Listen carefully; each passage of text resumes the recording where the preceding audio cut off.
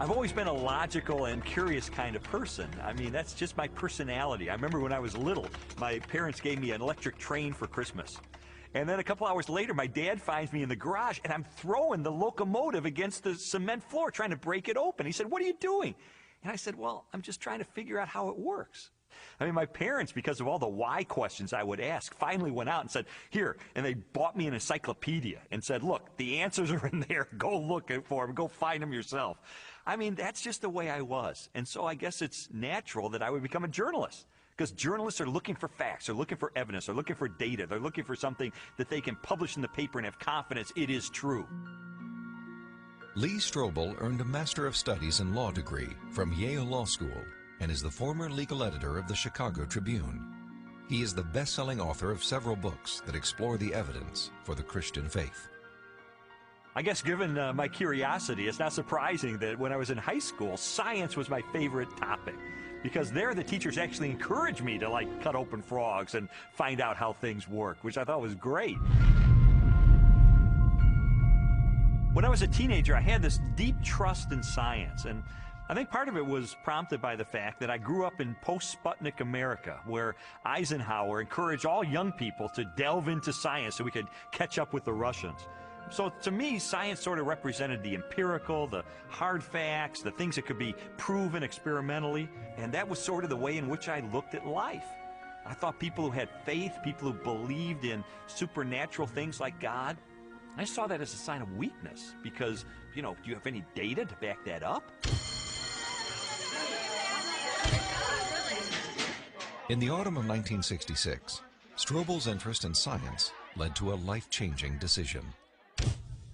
I can take you back to the exact spot where I was sitting. It was in the third floor, overlooking the asphalt parking lot. I was in the second row, the third chair from the front, when my biology teacher recounted in great detail this experiment that had been conducted in the early 1950s at the University of Chicago.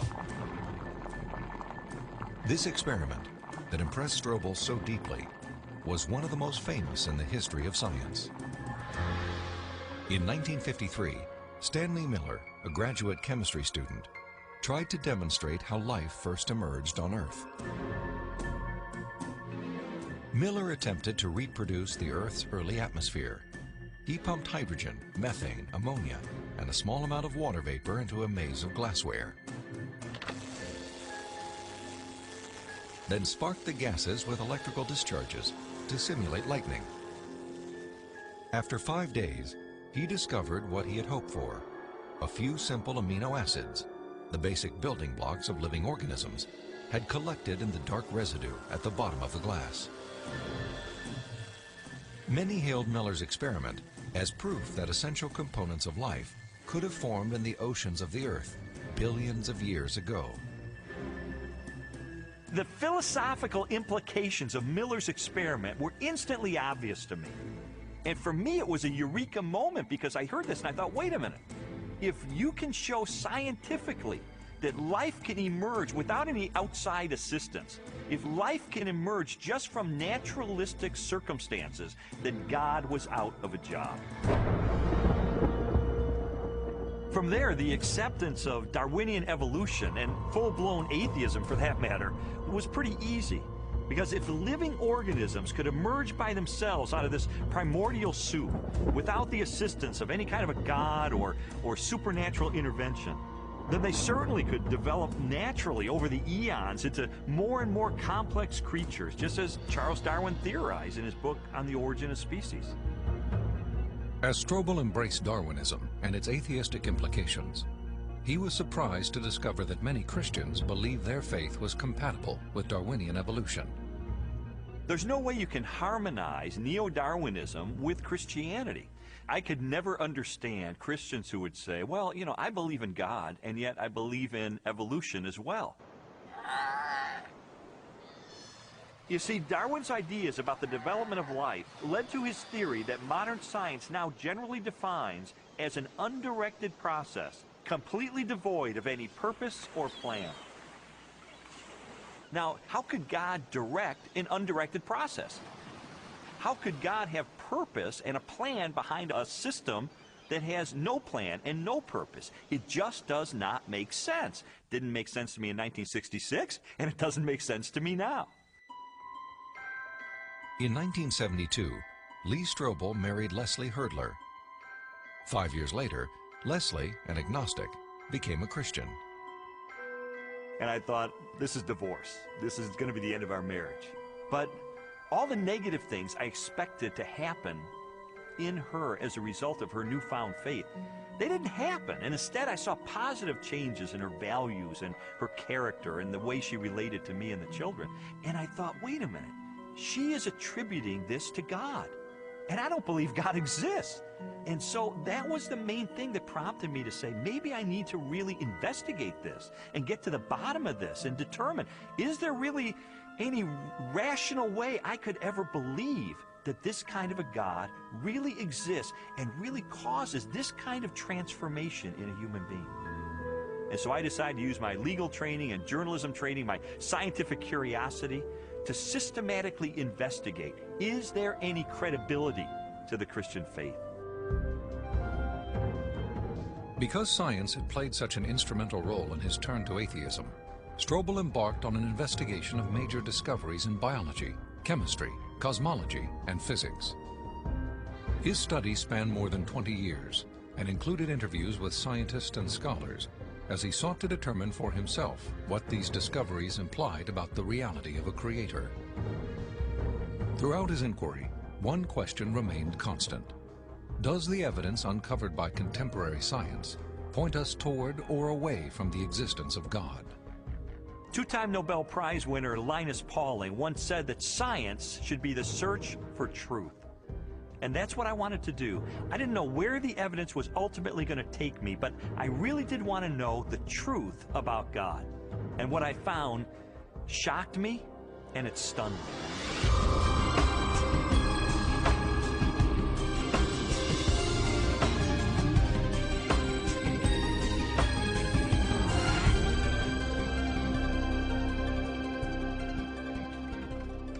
Strobel's search began with an examination of evidence that challenged materialistic theories of life's origin.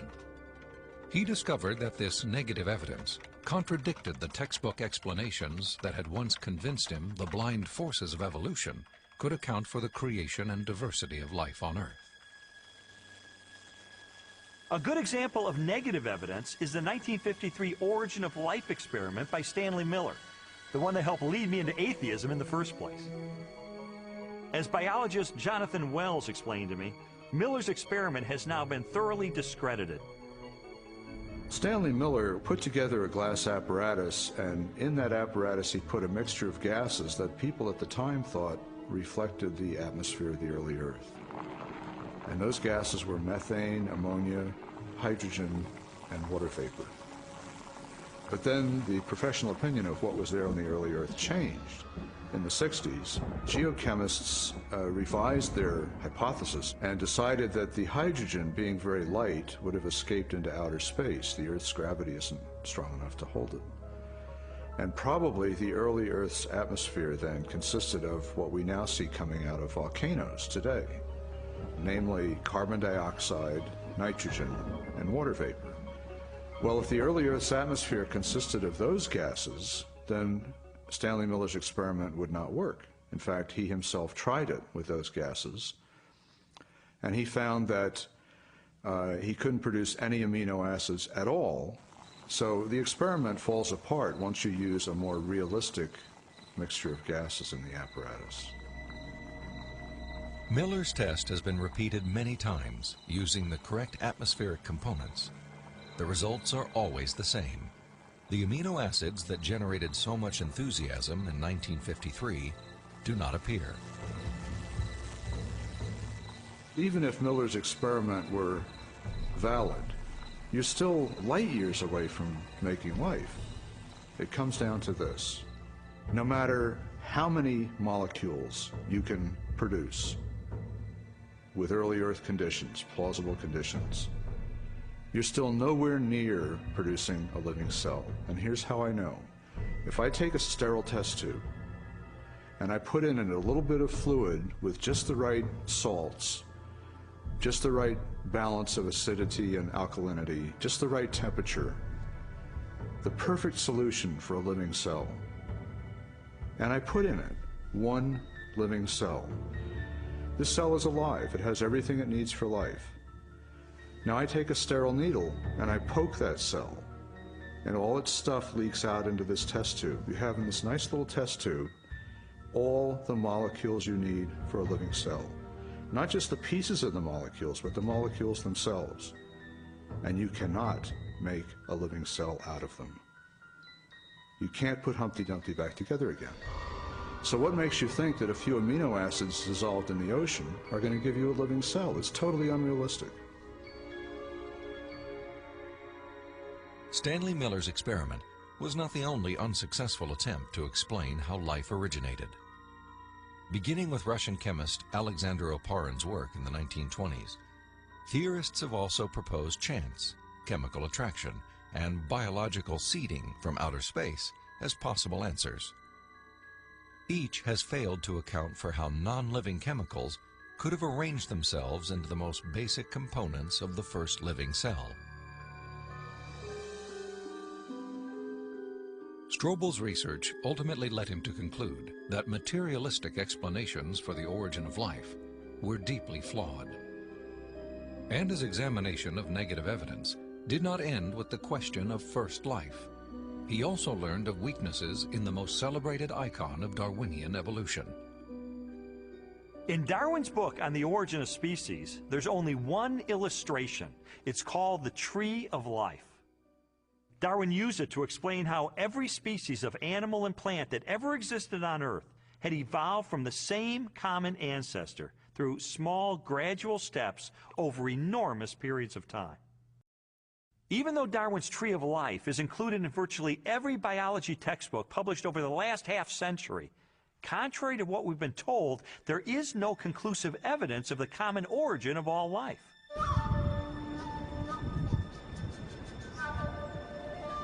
Perhaps the most damaging blow to Darwin's theory is the fossil record. If all living organisms have descended from the same primitive life form, then the rock strata of the Earth should be filled with the fossilized remains of animals that were once part of a great evolutionary chain. A chain of small biological modifications, ultimately leading to a spectacular diversity of life.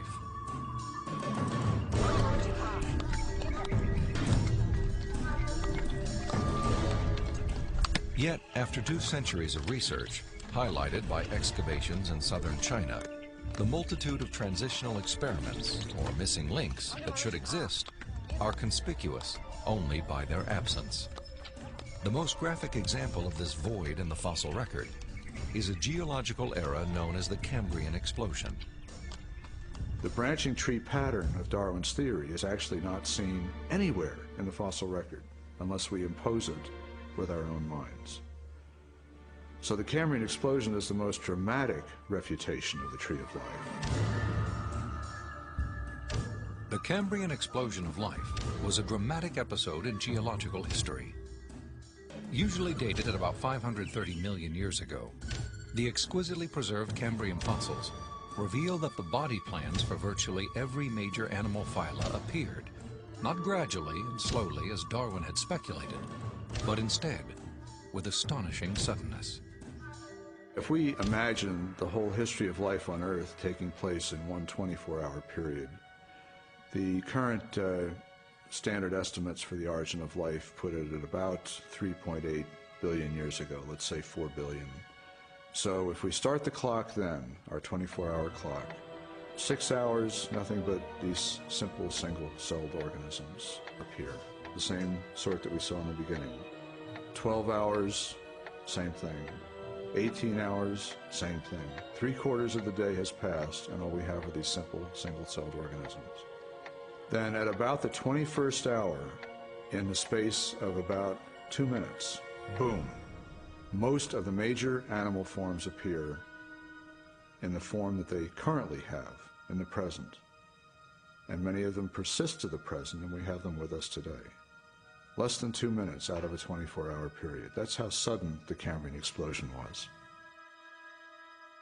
In a geological instant, the animal kingdom leaped from small, relatively simple organisms to extraordinary creatures with spinal cords, compound eyes, and articulated limbs. The record of this explosion of life looks nothing like Darwin's slowly branching tree. Darwin's theory is that there's a tree of life, where you have one organism diverging into many other organisms and big differences appearing at the top. What we really see is from here up. This does not exist in the fossil record. If I were using a botanical illustration, it would be a lawn with separate blades of grass sprouting independently of each other. And those would be the phyla. Now, within each phylum, there is subsequent diversification. But even there, I don't see the branches connecting that would make them a tree of life. As scientists, it's not our job to force the evidence into a theory that just doesn't fit it. And so I have absolutely no desire or reason to uphold Darwin's theory at this point. I think what we're seeing today is a series of scientific discoveries that are opening the eyes of more and more scientists to say, wait a minute, I can no longer believe that pure naturalistic processes can account for the origin and diversity of life. There must be something else here. The challenges to Darwinian theory have led more than 600 scientists with PhDs from major universities throughout the world to sign a document titled A Scientific Dissent from Darwinism. It reads in part, "We are skeptical of the claims for the ability of random mutation and natural selection to account for the complexity of life." These are scientists with PhDs from Stanford and Berkeley and University of Chicago and Cambridge, major universities, who've looked hard and fast at the evidence and have walked away saying, I am not convinced. Maybe there's another explanation. Personally, the negative evidence forced me to conclude that Darwinism would require a blind leap of faith that I just had no good reason to make. Strobel's rejection of Darwinism and materialistic science was also based on a large body of positive evidence for intelligent design. Evidence he first confronted in the science of cosmology, which explores the origin of the universe.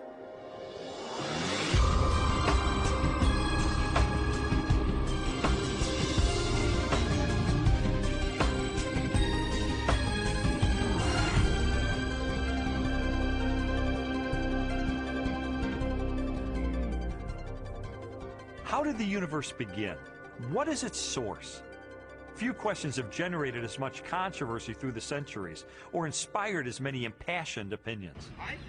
I interviewed William Lane Craig, a philosopher who has devoted much of his career to the study of cosmology and the question of origins. From ancient Greek materialism at the time of Plato and Aristotle up through 19th century idealism, the prevailing view was that the universe is eternal, that the universe never began to exist, that the universe as a whole is, as it were, a static, timeless entity. This belief in an eternal, unchanging universe, for centuries a pillar of Western cosmology, was unexpectedly challenged in 1915 by Albert Einstein's general theory of relativity. Einstein's equations implied a startling possibility. The cosmos was not static, but instead existed in a continual state of either contraction or expansion. Einstein did not like the idea that the universe was dynamic at all. In fact, like almost all scientists at the time in the early 20th century, he assumed the universe was static and eternal. What's interesting and ironic is that he thought he had made some kind of mistake in his equations for the general theory of relativity.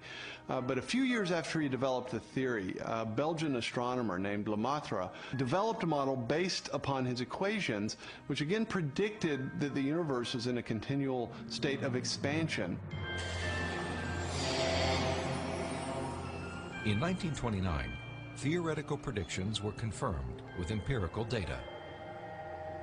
At the Mount Wilson Observatory overlooking Los Angeles, astronomer Edwin Hubble studied light from distant galaxies. Hubble determined that galaxies beyond our Milky Way were moving away from us at a speed proportional to their distance from the Earth. The more distant the galaxy, the faster it is receding. Hubble's landmark discovery led most astronomers and physicists, including Albert Einstein, to a similar conclusion. If the universe is continually expanding, then at earlier points in its history, it must have been smaller and denser.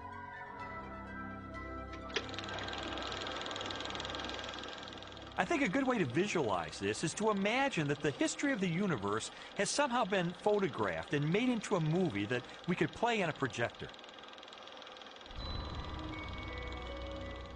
As the projector runs forward, we watch the universe as it continually expands. But if the projector were to be stopped and were switched into reverse to make the movie run backward, then instead of watching the galaxies move farther and farther apart from each other, we'd see them draw closer and closer together. As you trace this expansion back in time, the universe grows denser and denser and denser until finally the entire known universe is contracted down to a state of infinite density, which marked the beginning of the universe. At this point, which cosmologists call the singularity, all matter and energy, physical space and time themselves came into being. This literally represents the origin of the universe from nothing. So the startling implication of Hubble's discovery was the temporal finitude of the universe, that the universe had an absolute beginning at some point in the finite past. During the second half of the 20th century, other discoveries also pointed to a universe with a beginning. These images of the cosmic microwave background radiation document what most scientists now believe is the remnant heat generated during the universe's early history. Background radiation is found throughout the cosmos and indicates its expansion from a sudden, perhaps violent moment in time. This evidence for a finite universe has reaffirmed the conclusion of an ancient philosophical deduction. It is called the Kalam cosmological argument. The Kalam argument is deceptively simple in its formulation. It consists of basically three steps. Premise one is that whatever begins to exist has a cause. Something cannot come into being uncaused out of absolutely nothing. Premise two is that the universe began to exist. And the remarkable development that has occurred is that for the first time, we now have solid scientific evidence for the truth of that second premise, that the universe began to exist. And from those two premises, it follows logically, therefore, the universe has a cause of its existence. Whatever begins to exist has a cause. The universe began to exist, therefore the universe has a cause of its existence. And that points to a reality beyond the universe, a transcendent reality beyond space and time, and therefore non-physical and immaterial, which created the universe out of nothing and brought it into being. The implications of a finite universe, coupled with other discoveries of modern cosmology, have led many scientists to unmistakably theological conclusions.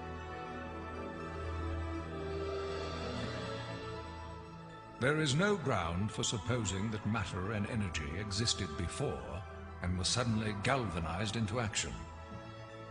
It is simpler to postulate creation ex nihilo, divine will constituting nature from nothingness. The chain of events leading to man commenced suddenly and sharply, at a definite moment in time, in a flash of energy and light. We can't understand the universe in any clear way without the supernatural. Supernatural creation of the universe in a flash of energy and light. You know, it sounds an awful lot like the first chapter of Genesis to me. Today, the vast majority of even the most skeptical astronomers and cosmologists believe that the universe had a beginning. This belief isn't based on some theological doctrine. It's based on scientific evidence. And I think if we follow the evidence wherever it points, It points clearly and powerfully and persuasively in the direction of a creator.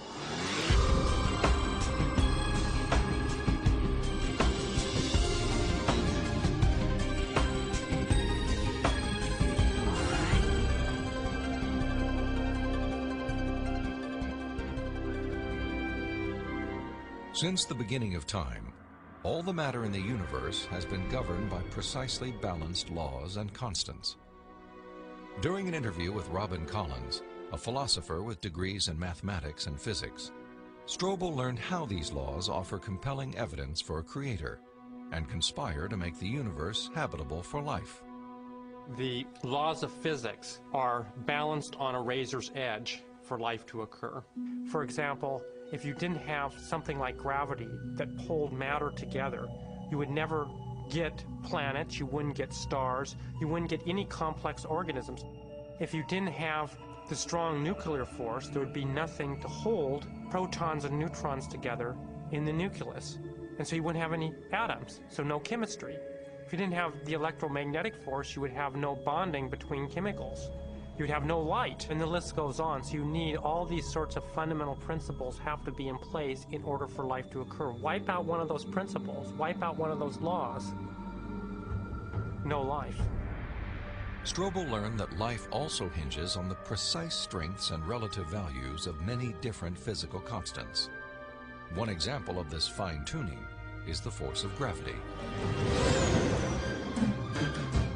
Imagine a ruler divided up into 1-inch increments and then stretched across the entire universe, a distance of some 14 billion light years. For the purposes of illustration, the ruler represents the possible range for gravity. In other words, the setting for the strength of gravity could have been anywhere along the ruler, but it just happens to be situated in exactly the right place so that life is possible. Now, if you were to change the force of gravity by moving the setting just 1 inch compared to the entire width of the universe, the effect on life would be catastrophic. No large-scale life forms could exist. Anything that was more than the size of a pea would be completely crushed. So you might be able to get life of a very, very primitive sort, such as bacteria, but you could never get conscious observers. The strength of gravity is just one of at least 30 separate parameters that must be finely tuned to produce a life-sustaining universe. Another example is the cosmological constant. The cosmological constant describes the expansion speed of space in the universe. If space expands too quickly, then the universe will spread out so quickly that material objects can't form. So you can't get stars and galaxies and planets and the types of things that we, of course, take for granted in our universe. Physicists have determined that the cosmological constant is fine-tuned to 1 part in 100 million billion billion billion billion billion. Such precision has been compared to traveling hundreds of miles into space, then throwing a dart at the Earth and hitting a bullseye measuring 1/trillionth of an inch in diameter, an area less than the width of a single atom. Just consider those two parameters, gravity and the cosmological constant. Their level of fine-tuning is to a precision of 1 part in 100 million trillion trillion trillion trillion trillion trillion. I mean, that's like 1 atom in the entire known universe. This fine-tuning is also evident at the atomic level. The strong nuclear force binds atoms together.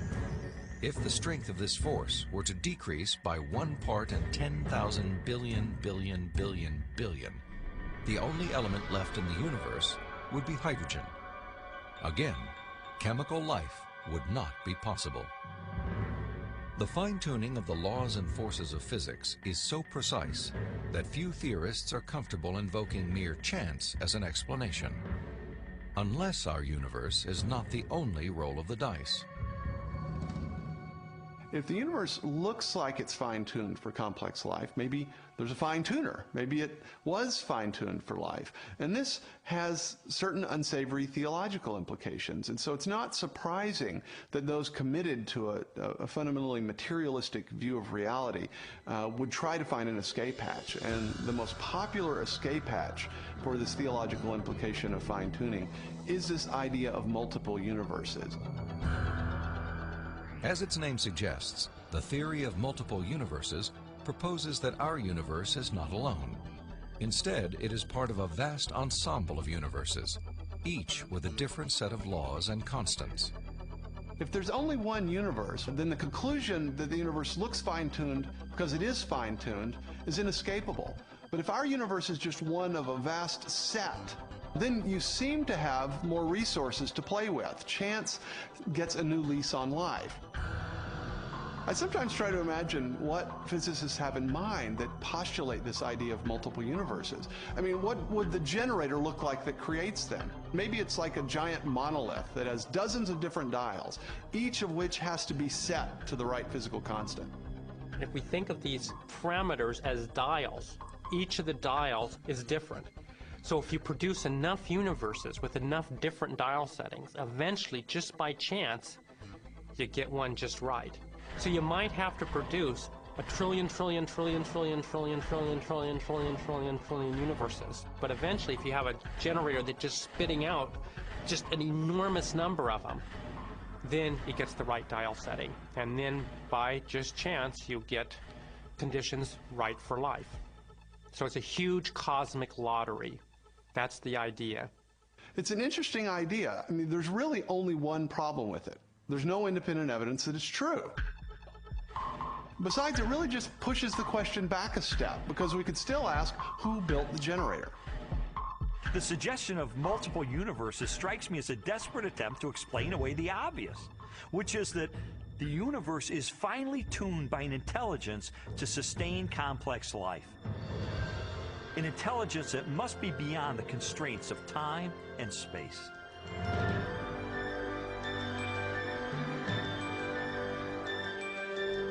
Strobel's journey through a universe finely tuned for life inevitably led him home, to the blue jewel of our solar system, the planet Earth. There he encountered another array of critically balanced conditions essential to human existence. When I was an atheist, I saw planet Earth as being one of probably billions of planets just like it all over the universe. I saw our sun as being an average, undistinguished type of a sun. I figured as I looked up at the stars at night that there must be millions and millions of advanced civilizations out there. I just thought there was an ordinariness to our situation. This line of reasoning was totally consistent with my atheistic worldview. But what I learned later is that it's not consistent with what science is revealing about the Earth. Strobel's investigation caused him to consider the many conditions necessary for a life-sustaining planet. In the process, he was introduced to the science of astrobiology and astronomer Guillermo Gonzalez. I'm an astrobiologist, and what motivates me is just to examine the conditions necessary for life and look elsewhere in the universe and see if those conditions are met anywhere else. And the answer could be yes, and the answer could be no, and either answer is interesting. For more than a decade, Guillermo Gonzalez has researched the characteristics of a planet required to support complex life. Estimates vary, but a current list of these factors would number at least 20 and include an oxygen-rich atmosphere, liquid water and large continental landmasses, a home star of the right temperature and mass, an orbital path that is neither too far nor too close to the home star, a moon large enough to stabilize the tilt of the planet's axis and the movement of its tides, a magnetic field strong enough to deflect the sun's radiation, and a position in the relatively narrow habitable region of a spiral galaxy. All these factors have to be met at one place and time in the galaxy if you're going to have a planet as habitable as the Earth, which you need for complex and even technological life. Theorists have attempted to calculate the odds of all the necessary factors for life appearing at the same time on the same planet.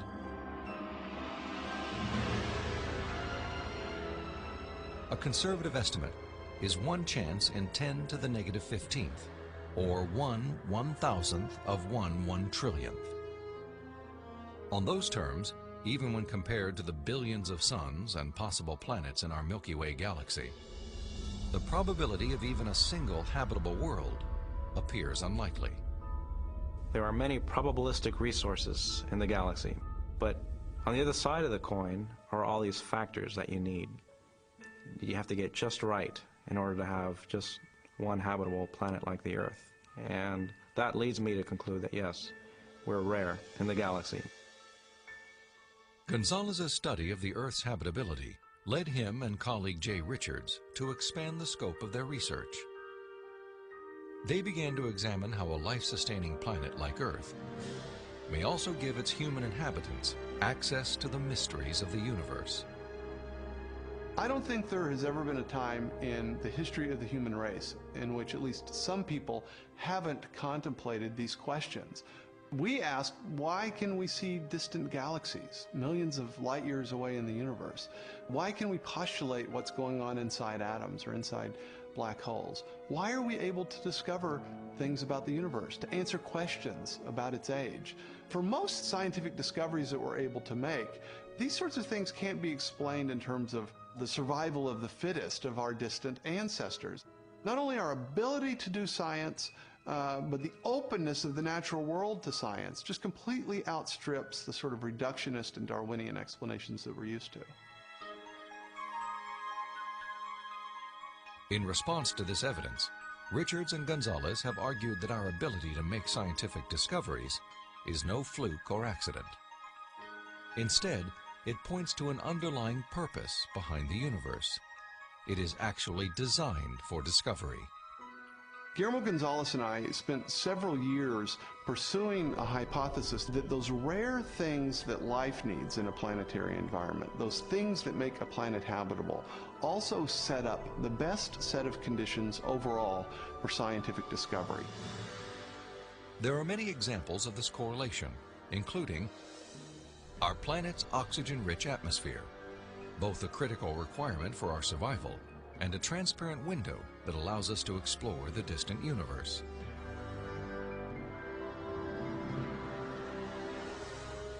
The Earth's precise distance from the Sun and the size of its moon and home star. These factors not only control our planet's temperature, axial tilt, and the movement of its tides, they also ensure perfect solar eclipses, phenomena that have provided scientists with invaluable data about the composition of stars and the properties of light. And our location in the Milky Way. The Earth is positioned between two spiral arms within a relatively small region where life is possible. As a result, we enjoy an excellent platform for clear, unimpeded views of our galaxy and the rest of the cosmos. I think God intentionally created a habitat for us that allows us to see Him through the creation that He has left behind. And this habitat is conducive for us to do scientific research. It didn't have to be that way, but it is. Why? Because I believe that by doing science, we find God.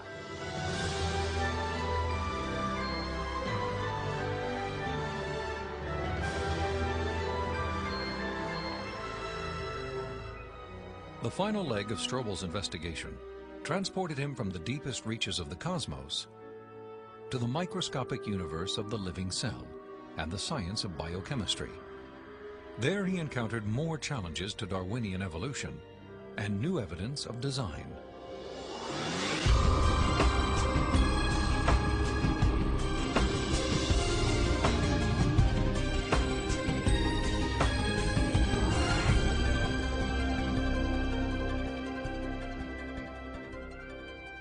Throughout the second half of the 20th century, spectacular technologies revolutionized scientific understanding of the cell, the basic unit of life. During an interview with biochemist Michael Behe, Strobel learned how this new knowledge has shaken the foundations of Darwin's theory. In the 19th century, when Darwin was alive, scientists thought that the basis of life, the cell, was some simple glob of protoplasm, like a little piece of jello or something that was not hard to explain at all. But with the hard work of science in the 20th century, we've seen that the cell is far from simple. It's got very complicated molecular machines and things that are very resistant to Darwinian explanation. Michael Behe has devoted his career to the study of the design and operation of the cell. He has also written extensively on the biochemical challenge to evolution. Most people have no idea of how small and complex cells are. A typical cell from you or me, called a eukaryotic cell, is probably 1/10 of the size of the head of a pin. And yet in that single cell, there are about 3 billion units of DNA making out the chromosomes. And those 3 billion units make the molecular machines of the cell, literally machines that make the cell work. With computer animation, we can enter the cell. Here, the staggering complexity of its molecular machinery is clearly seen. It's like going into an automobile factory. The factory has a large number of machines. The parts have to fit together in very specific ways to do their jobs, and if things go wrong, the cell is in big trouble. And just one cell is enormously complex, but humans, you and I, are made from trillions of cells, and those trillions of cells have to fit together in the right way and do their own job. Darwinism was a lot more plausible when we were thinking about globs of protoplasm than it is when we're thinking about molecular machines. Each of these biochemical machines is a masterpiece of engineering and nanotechnology. They are essential to functions as vital and diverse as vision, photosynthesis, and the production of energy in the cell. Michael Behe has studied several of these machines, including the flagellum, a remarkable rotary motor. I remember the first time I looked in a biochemistry textbook and I saw a drawing of something called a bacterial flagellum with all of its parts in all of its glory. It had a propeller and the hook region and the drive shaft and the motor. And I looked at that and I said, that's an outboard motor. That's designed, you know, that's no chance assemblage of parts. Behe's reaction was not surprising, especially when the bacterial flagellar motor is animated and magnified more than 50,000 times to display the details of its construction and operation. Howard Berg at Harvard has labeled it the most efficient machine in the universe. These machines, some of them are running at 100,000 RPMs and are hardwired into a signal transduction or sensory mechanism so that it's getting feedback from the environment. It's got some tail proteins which act as the propeller. When the flagellum rotates, these push against the water and therefore push the bacterium forward. And the motor uses a flow of acid from outside of the cell to the inside of the cell to power the turning.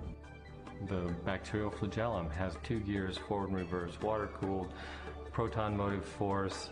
It has a stator, it has a rotor, it has a U-joint, it has a drive shaft, it has a propeller. It's not convenient that we give them these names. That's truly their function. In all, about 40 different protein parts are required to build a flagellar motor. Half of them are constructor proteins, specialized mechanisms that assemble the flagellum's individual components. Since its discovery, biologists have tried to understand how a machine of such superb design could have arisen gradually, without foresight or plan, through the biological pathway Darwin envisioned. I think what Darwin was trying to show was that things that look designed aren't really designed, but that we can find naturalistic processes to account for the complexity of life. Darwin theorized that every part of every living organism evolved through natural selection, a blind process that acts upon random changes in the cell. Darwin believed that, given enough time, These random variations would transform the simplest cells into the great diversity of life that inhabits our planet. In his study of evolution and molecular machines, Michael Behe has raised a significant challenge to the creative power of Darwin's mechanism of natural selection. It is called irreducible complexity. Irreducible complexity was coined by Mike Behe in describing these molecular machines. Basically what it says is that you have multi-component parts to any given organelle or system in a cell, all of which are necessary for function. That is, if you remove one part, you lose function of that system. Irreducible complexity can be illustrated by a familiar, non-biological machine, a mousetrap. The trap is composed of 5 basic pieces: a catch to hold the bait, a strong spring, a thin bent rod called the hammer, a holding bar to secure the hammer in place, and a platform upon which the entire system is mounted. If any one of these parts is missing or defective, the mechanism will not work. All components of this irreducibly complex system must be present simultaneously for the machine to perform its function. Catching mice.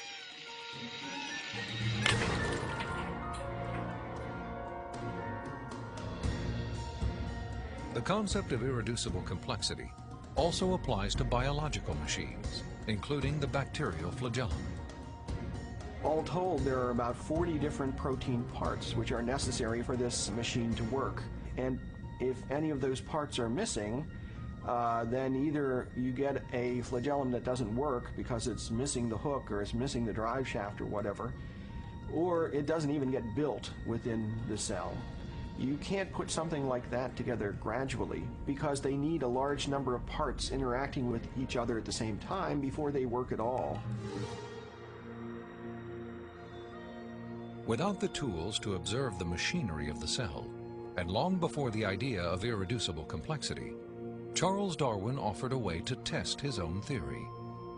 In Origin of Species, he wrote, "If it could be demonstrated that any complex organ existed, which could not possibly have been formed by numerous, successive, slight modifications, my theory would absolutely break down." Darwin acknowledged that if someone identified a biological system that could not have been constructed in incremental steps over long periods of time, then his theory would be invalid. And what Michael Behe and others have discovered is the existence of biological machinery that cannot be explained away by Darwinian processes. Darwin's failed predictions have in fact falsified his own theory.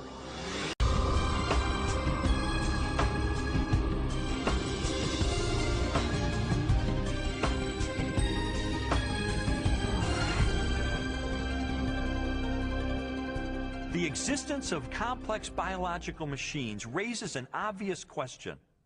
If natural selection wasn't the agent of their construction, then what was? The centerpiece of my investigation was an interview with philosopher of science, Dr. Stephen Meyer. Meyer, who holds a PhD from Cambridge University, brought me face to face with the most efficient information processing system in the universe. The DNA molecule and its language of life. The discovery of the information-bearing properties of DNA and RNA is a fundamental challenge to all materialistic theories of the origin of life. Neo-Darwinism and its associated theories of chemical evolution and the like will not be able to survive the biology of the information age, the biology of the 21st century. Meyer's conclusions are based upon his understanding of the DNA molecule and the genetic instructions that are locked within the nucleus of living cells. In 1953, when Watson and Crick elucidated the structure of the DNA molecule, they discovered that DNA was a carrier of genetic information in the form of a 4-character digital code. That is to say that DNA functions like a software program, only more complex than anyone has ever created or devised. For a biological system to run and operate, it needs genetic information to build the proteins and protein machines that cause the cells to maintain their function. This information is stored in a precise arrangement of 4 chemicals that scientists represent with the letters A, C, T, and G. Sequences of these chemicals provide the instructions necessary to assemble complex protein molecules that in turn help form structures as diverse as eyes, legs, wings, and hearts. This code has been called the language of life, and it is the most densely packed and elaborately detailed assembly of information in the known universe.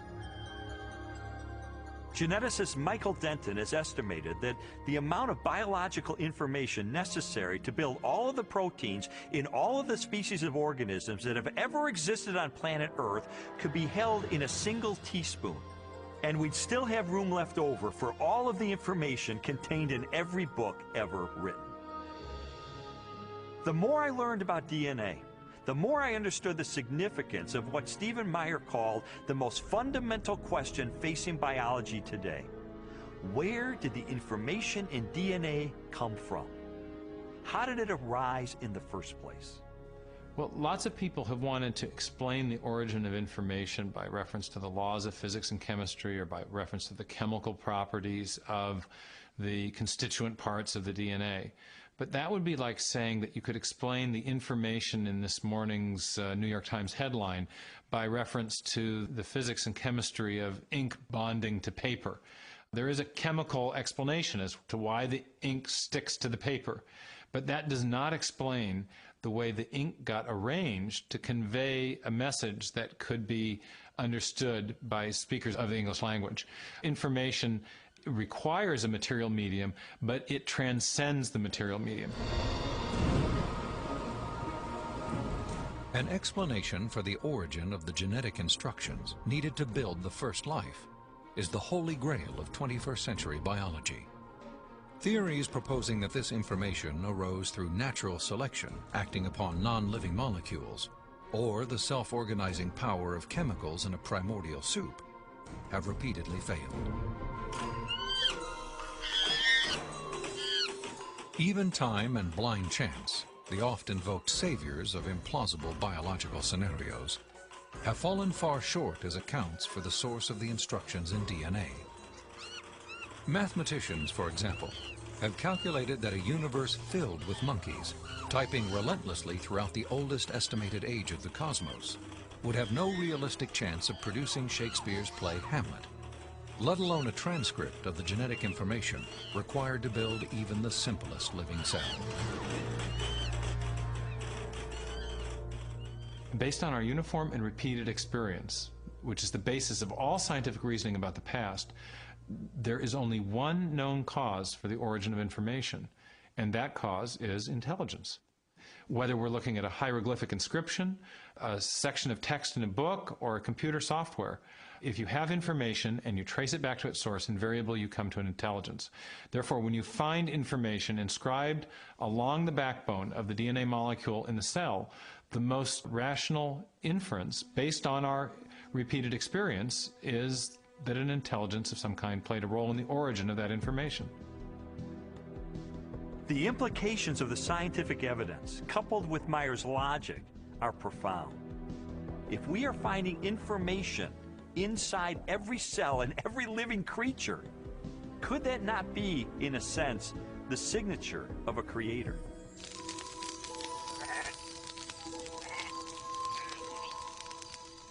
"30 centuries before science unlocked the mysteries of genetic information, or a telescope probed billions of light years into space, the Hebrew shepherd and poet David wrote eloquently of a creator who revealed his existence and power through all that he had made. The heavens declare the glory of God. The skies proclaim the work of his hands. Day after day they pour forth speech. Night after night they proclaim knowledge. Their voice goes out into all the earth, their words to the end of the world." God himself is invisible. He is a spirit. And yet, one of the purposes he has for us is to find him so we can know him. And he's left behind a series of clues.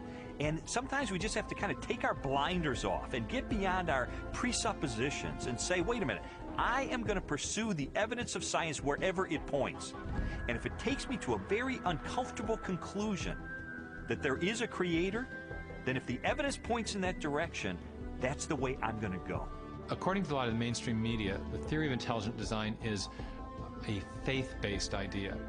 And in saying that, they want to dismiss it as something that has no basis in science. But the media has confused a fundamental issue. They're confusing the evidence for the theory with the implications of the theory. The theory of intelligent design may well have implications that are supportive of theistic belief, but the theory is not based on theistic belief. It's based on the discovery of digital code in cells, miniature machines in cells, the fine-tuning of the laws of physics and chemistry, and standard ways of scientific reasoning about the remote past in the history of life. 40 years ago, a lecturer in a high school biology class convinced an inquisitive 14-year-old freshman that there was no God. Ironically, years later, it was an open-minded investigation of scientific evidence that led Lee Strobel to belief in a creator. One of the most interesting things I've learned as I've gone on this journey of scientific discovery has been that you don't have to commit intellectual suicide to come to the conclusion that there is an intelligent designer. Because today, science is pointing more directly and more powerfully toward a creator than any other time in the history of the world. I was trained in journalism and law to respond to truth. I had to take a step of faith in the same direction that evidence is flowing, which is logical and rational. We do that every day of our life. We make steps of faith based on the evidence that we perceive. And so it was the most logical and rational step I've ever taken to put my faith in the creator that science tells me exists.